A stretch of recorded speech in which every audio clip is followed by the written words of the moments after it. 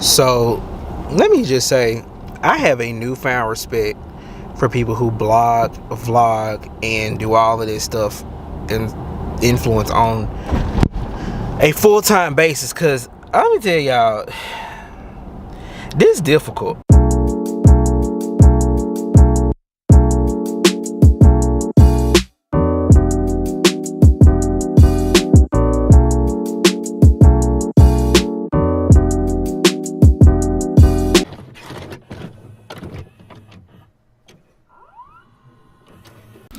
What's up, y'all? It's your boy, the Mr. Sneaker Geek, and you are tuned in to my very first YouTube video. Now, I'm just gonna tell y'all off the rip, I'm not optimistic about this video. Why am I not optimistic about this video? Because the internet is a scary place, and this video could suck, you know? But we're not gonna worry about none of that, okay? We just gonna be grateful for this moment, okay? We're going to thank God that I'm actually here. You know, because this was a long time coming. It took a lot to put this together. Okay, I almost backed out of it about 6-7 times. But you know what? It doesn't matter. We here. We are here. Okay? And you know what? We're gonna rock this joint. And that's on who? Mary Had a Little Lamb. Now, although the name implies this, all of the content on this channel will not be about sneakers, okay? Most of it will be, but not all of it, all right? We're gonna talk about some fashion, we're gonna talk about some lifestyle, but a lot of it's gonna be sneakers, whether it's sneaker reviews, sneaker culture, what's going on in the sneakerhead world, all of that stuff combined into one, all right? So all I would ask is, if you like the content that you see, like, comment, subscribe. And you know what? From there, tell somebody else to like, comment, subscribe. And if you a real one, you gonna make sure that them two people gonna tell somebody to like, comment, and subscribe. Y'all get the picture? Okay, because I don't want to have this conversation again. On today's episode of A Day in the Life of a Sneakerhead, it's 10:45 at night, and I'm up. Instead of getting my outfits together for the weekend because I won't be at home, I'm up on the couch looking for a pair of shoes that go with the hoodie I've had for about 4.5 months. That I knew I didn't have a pair of shoes to match when I got it. Okay. Now here comes the weekend, I want to wear it. I got nothing to wear with it. And I will be extra salty, big old mad, if I can't wear this hoodie this weekend. So I'm up looking for a pair of shoes I could possibly go buy tomorrow that's gonna match this hoodie. So I know y'all are gonna be like, what does the hoodie look like? Welcome to my closet. Yeah, I'm not giving a full tour. But this is the hoodie.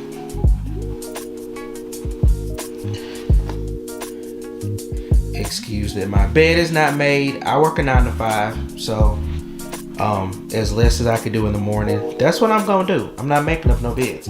But I got this hoodie from ASOS, I think back in November, like right before Thanksgiving. So it may not even been 4 months. I think it was right before Thanksgiving or right after Halloween or something like that. But this is from their Dark Future collection, which, if y'all have not been on ASOS and you've not seen some of their Dark Future stuff, like some of it is so dope. It's like super subtle, and a lot of it is like very comfortable. But I love ASOS. Like, some people be hating on ASOS, but ASOS, like, I rocks with ASOS mainly because ASOS, they rocks with the big boys. Like, they always got something in my size. So, you know, shout out to ASOS.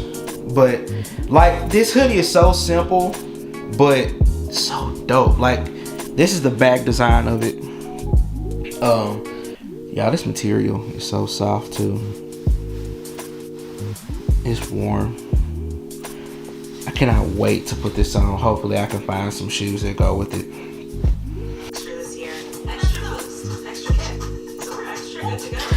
So I look crunchy this morning.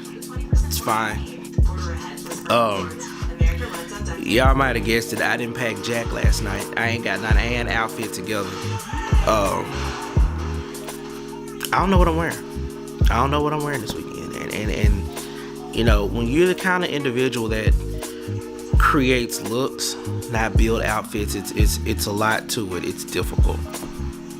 So I really still want to wear this hoodie. That may not happen. I'm gonna run to the mall like in a little while and try to see if I can find something to go with this hoodie. If I can't, yeah. So my family has this weird misconception that I have a closet full of shoes, and I really don't. And I don't know why they think that. I mean, I live in a 1-bedroom efficiency. Okay, I ain't got nowhere to put all of these shoes that y'all just think that I got. I don't. But that actually brings up a good point, right? Because it is a common misconception with a lot of people that think to be a sneakerhead, you gotta have a closet full of sneakers. You gotta have a wall shrine. You gotta have all this stuff just around your house, these shoes everywhere, and you don't. That's not what being a sneakerhead is about. Like, I don't know why people think that. That's crazy to me. So now that I am not looking like a ball of crunch berries, I am getting ready to run to the mall to see if I could possibly find something to go with this hoodie. If not, I'm gonna have to try plan B. Do I know what plan B is yet? Nah.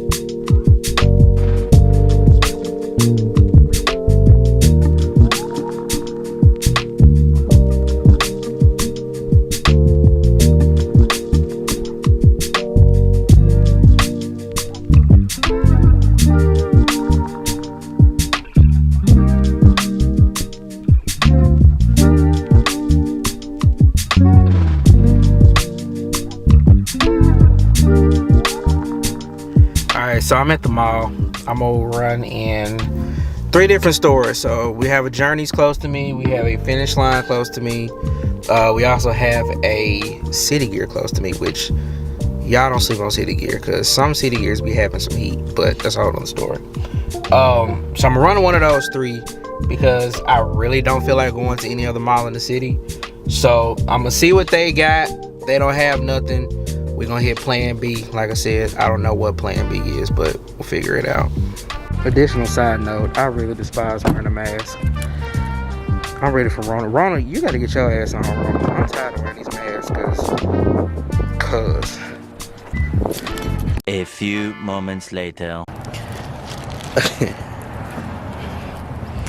So let me explain to y'all why being a sneakerhead is a problem. I went to look for a shoe to match the hoodie, and I walked out with a shoe, just not one that matches the hoodie. And so basically what it comes down to is that the hoodie's not going to be in rotation this weekend. So there's that. So my camera died like midstream of me getting content earlier, so I didn't get to film all of the rest of the stuff that I did through the day. But so I told y'all I went to the stores to try to find a pair of shoes that was gonna match the hoodie. Well, that didn't really work out for me. Okay, I ended up actually buying some shoes that, well, yeah, I'm just gonna show you. So there's also a story behind these. So the 9s that just released like last week, I was in the app, had the shoes in my cart, and when I got ready to submit the payment, what happens? They're sold out. So I was kind of bummed about it, right? So because I felt like I really needed a pair of shoes, just because, you know, I needed a pair of shoes, I ended up buying these. So I have actually never owned a pair of these. I thought these were super dope. So I got these, right? Well, I got to good old Finish Line today, and they had the 9s on the wall. So because my size is a very common size, I'm never optimistic about finding my size in the store. So I asked the dude if he has an 11. Long story short, he has an 11, and yep. So there we have it. I went looking for something to match the hoodie. I didn't get anything to match the hoodie, which means that the hoodie is actually not going to make it outside this weekend. So I actually have all my clothes together. All I have to do is pack. So I'm gonna do that real quick, and I'll be right back.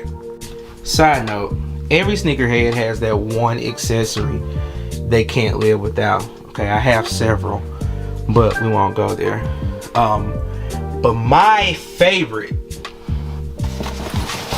is this one. This is my Shrine Weekender bag. I also love my private label duffel. I mostly use it in the summer months, but I love this bag, y'all.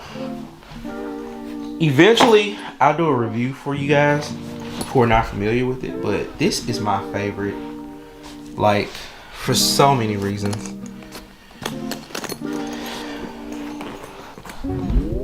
Like, when I say it makes packing so easy, because you literally don't have to take 2 different bags, one for shoes and one for clothes. It's perfect. Like, I could not live without this thing. I love this bag so much. So I had actually come up with a plan B to pull these out of the closet if I couldn't find a shoe to go with this, the hoodie. I was gonna come up with a different outfit, but y'all, I gotta shout out my best friend real quick, because these are one of one. These are a custom, okay? These were a gift from my best friend for my 30th birthday, which, side note, I still owe him for his 30th birthday and Christmas and his wedding. But that's a whole other story, okay? But y'all, you ain't official until your name is on the tongue.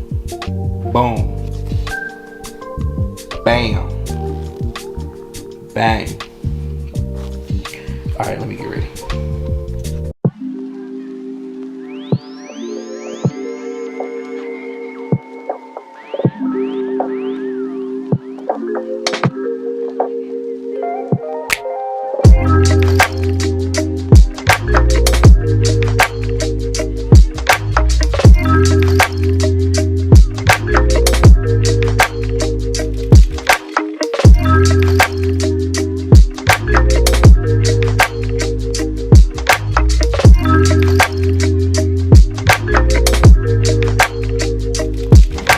You know, if you ask any sneakerhead what being a sneakerhead means to them, you're gonna get a different answer every time.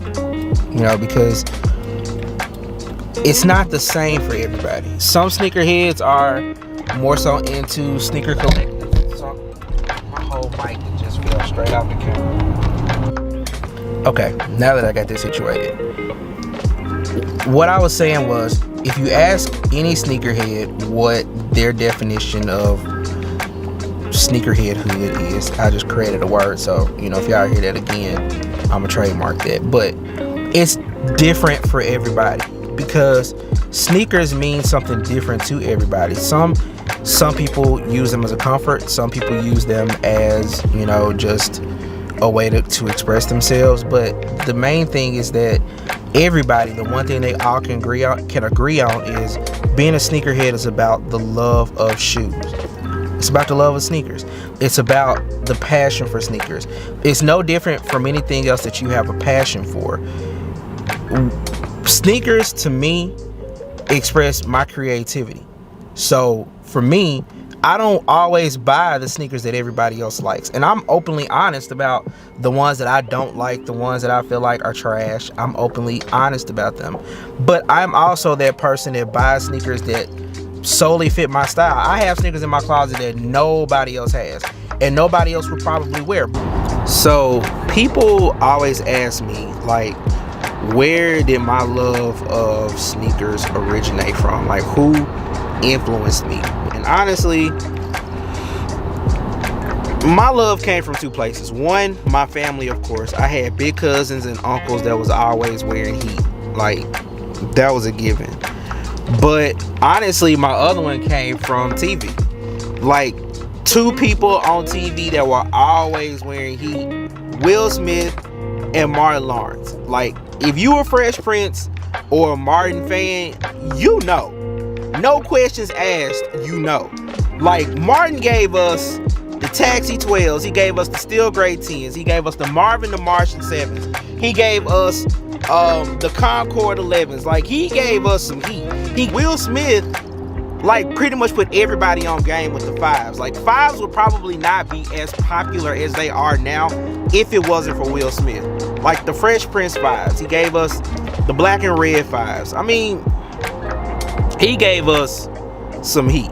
Like, and which he's the reason why I also love the Columbia 11s, because he wore the Columbia 11s in the final episode of the Fresh Prince. So growing up, like, I grew up on those shows. I grew up on the Fresh Prince. I grew up on Martin. I grew up on Living Single. Even Queen Latifah wore heat in Living Single. Nobody ever paid attention, but she did. Like, a lot of those shows that I watched as a kid really influenced my love for sneakers and how cool they made them look and how dope they were on them. And really, I think that a lot of people don't give shows like that the credit, because as popular as Jordan retros are now, and even as they were then, like, TV and film really made some of those shoes that we love now popular. Like, I mean, you could almost say they had a hand in originating the sneakerhead culture as we know it now. I mean, that's my opinion. It don't make it fact, but I mean, I just don't think that those guys get a lot of credit for how much they did for the sneakerhead culture as we know it today. There's this societal norm that's placed on